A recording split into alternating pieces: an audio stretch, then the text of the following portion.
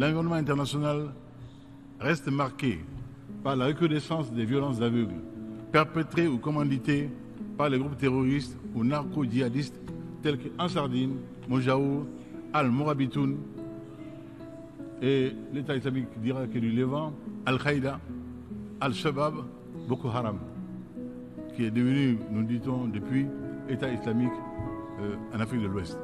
À l'évidence, Monsieur le Président, il y a un besoin urgent de corriger le décalage existant entre les défis sécuritaires et la doctrine des Nations Unies en matière de maintien de la paix. Il convient de rappeler que cette doctrine a été conçue il y a 60 ans.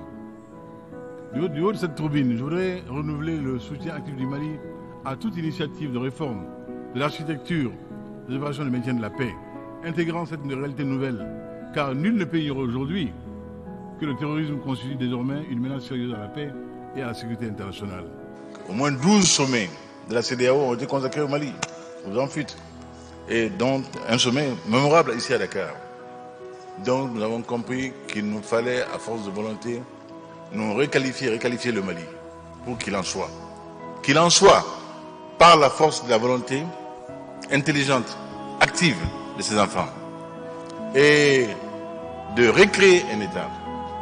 Quand nous voyons cette image, je l'ai toujours en boucle dans ma tête, dans la cour du gouvernorat de Gao.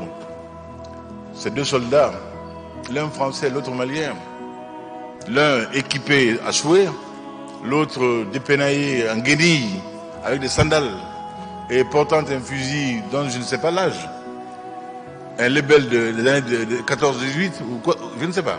Mais cela faisait pitié. Je n'ai pas souri, je n'ai pas rigolé. J'avoue que j'ai craqué, j'ai pleuré. Et je me suis promis que le jour où j'aurai mon mot à dire dans les affaires de ce pays-là, ma première et urgente tâche sera de faire en sorte que le pays ait un outil de décision politique. Qu'est l'armée? Je rends grâce à Allah, le Tout-Puissant, qui, une fois de plus, offre au Mali l'occasion de s'affirmer à travers un événement aussi mémorable et dont le sens n'échappe à personne. Qu'Allah aide et bénisse le Mali. Je n'éprouve aucune haine